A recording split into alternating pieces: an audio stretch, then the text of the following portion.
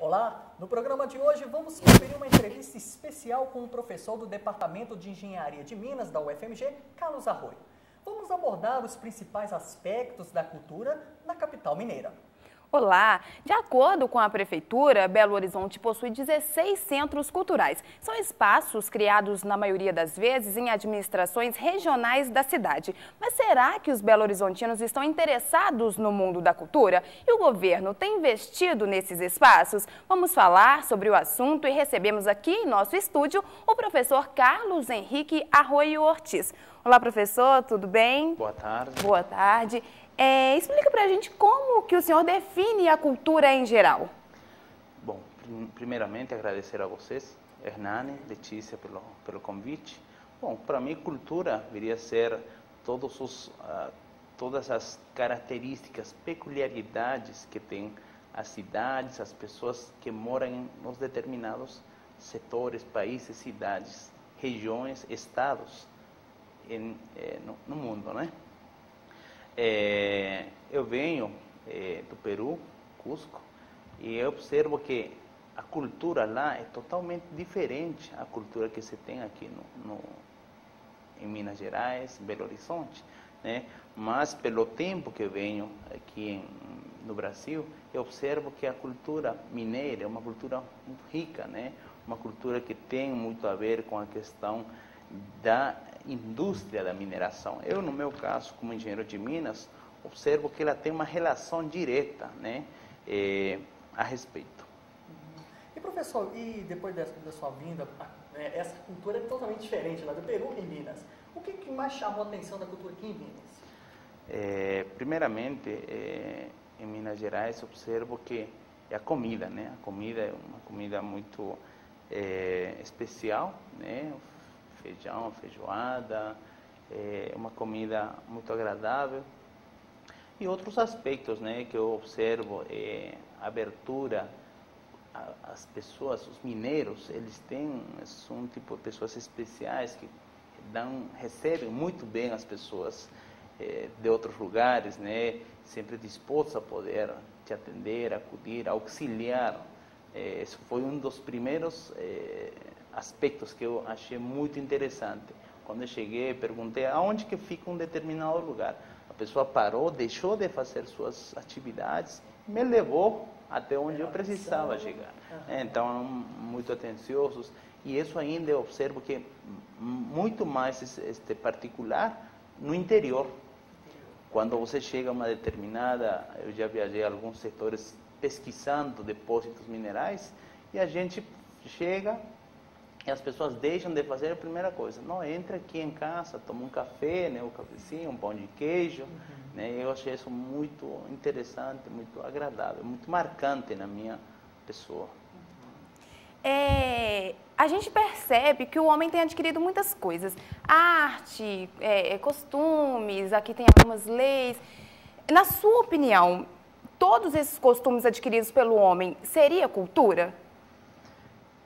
Não necessariamente, né? Cultura, eu acho que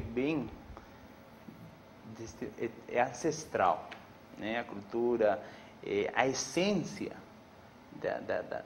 da sociedade dos determinados lugares.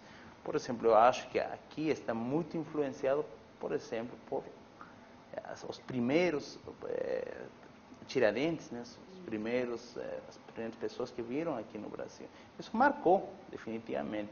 É como no Peru, por exemplo. Nós tínhamos uma cultura fixa do povo inca, mas ela foi modificada por quê? Por a chegada dos colonizadores, os espanhóis, né? Então, é uma mistura, só que essa mistura tem uma essência, né? E eu acho que isso, por mais que exista uma mudança, cheguem mais culturas, mais pessoas, ainda se vai manter isso. Isso é como o ADN, né, que se fala. Você mantém essa cultura, por exemplo, leis, costumes, qualquer tipo de capacidade de hábito das pessoas, por exemplo. Tudo isso requer de geração para a família, por exemplo, de família por família, como é que é? Eu acho que isso normalmente era assim, né? Falo que era, porque hoje nós observamos que a célula da sociedade, que é a família, está um tanto se tornando desestruturada, né? Por quê? Porque não existe mais essa relação muito forte, né, dos membros da família. Tomar café da manhã, almoçar. Por quê? Porque é uma correria, todo mundo, já os filhos almoçam com os colegas, você às vezes já não tem esse vínculo forte. Então a gente percebe que isso se está perdendo, né? Muitas vezes se entrega esse papel de formação, que é a escola, a universidade. Aqui em Belo Horizonte, o senhor pode perceber que a gente tem vários lugares que atraem o turista que vem buscar cultura. O senhor acha que esses locais são bem usufruídos, tanto para quem vem, ou para os próprios moradores aqui de Belo Horizonte? Eu observo que aqui na cidade está tendo um certo problema a questão de locomoção, transporte. Vão inventar de um lugar a outro, né? Agora, no interior, não. Eu viajo muito, com muita frequência, a Ouro Preto, onde observa você que tanto estudantes, turistas, estão se movimentando, conhecendo os museus, os espaços onde pode você se enriquecer culturalmente. Aqui em Belo Horizonte eu observo que existe esse problema. Por exemplo, o Parque Municipal, teatros, que as pessoas se desloquem até lá e voltar com esse trânsito que hoje nós estamos observando é um tanto difícil. Então eu acho que esse é um dos aspectos que tem que ser trabalhados aqui no Brasil, em Belo Horizonte, desculpa. Pessoal, vocês estão um ponto muito importante, questão de trânsito, né?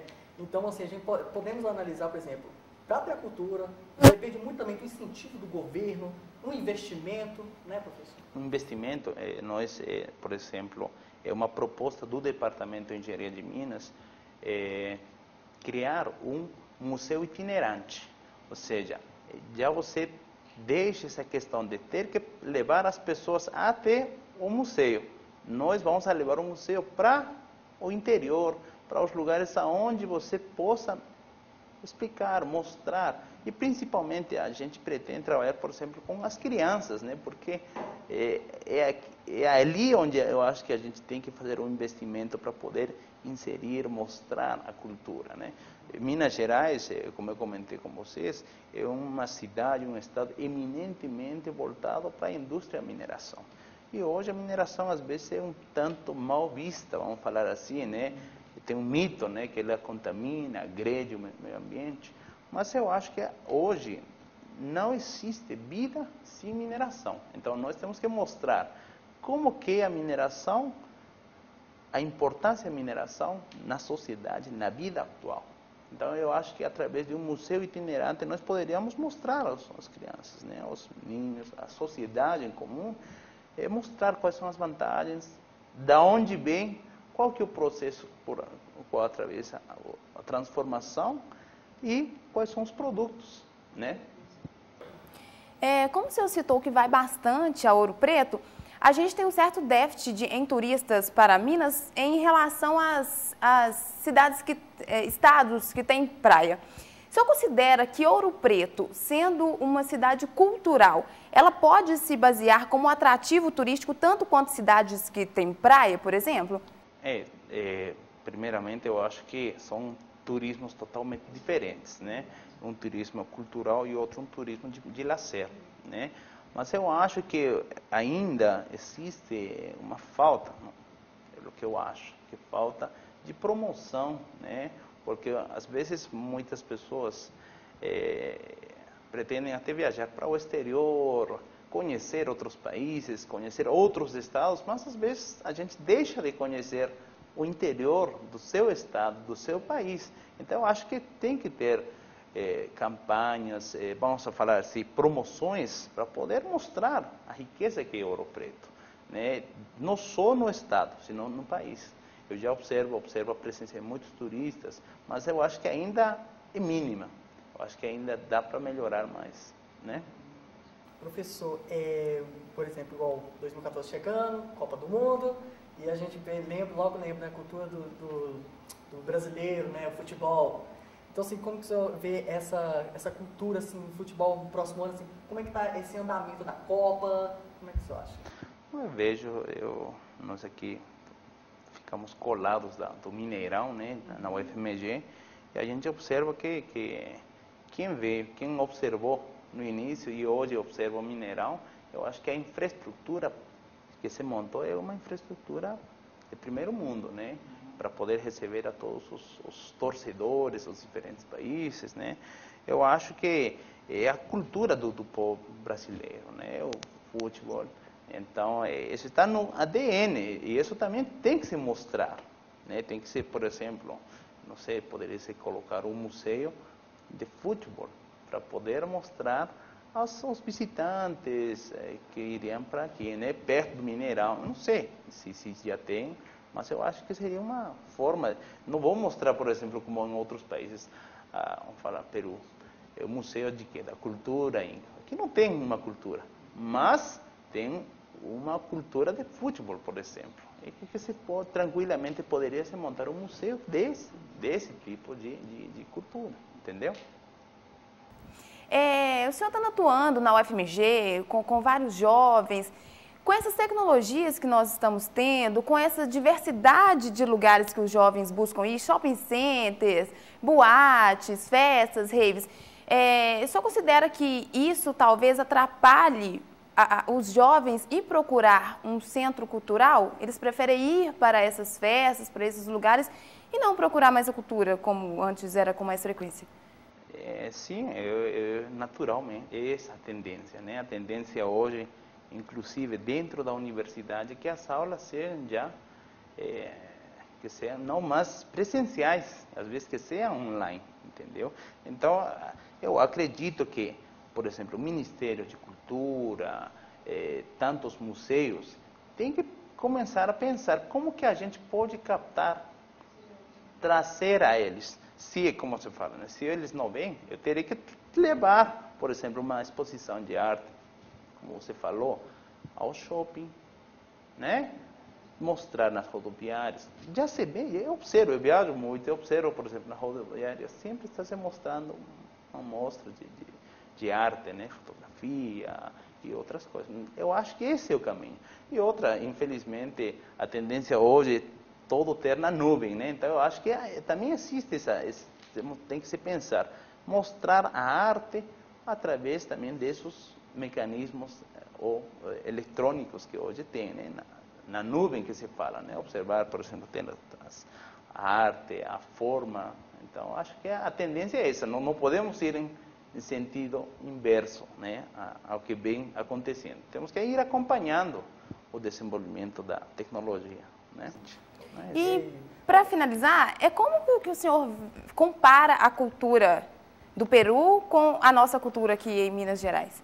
Eu acho que o comparativo, eu acho um tanto difícil bem falar, diferente, né? O que eu poderia falar que é diferente, mas que a gente, eu, por exemplo, vou falar, eu tomei a decisão de vir aqui, a minha família brasileira, minha esposa, meus filhos, então, o que acontece?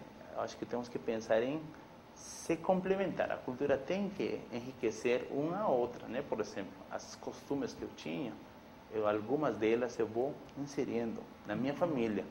E as coisas que eu absorvo também, às vezes, eu levo para o meu país, para a minha família. Ok. Não, professor, muito obrigado pela sua participação, viu? Obrigada. E agradecendo, né, Letícia? Foi muito bom, enriquecedor, né? Bom, eu só posso agradecer a vocês pelo convite, né? De novo, muito obrigado. Então, o programa de hoje fica por aqui. Até a próxima.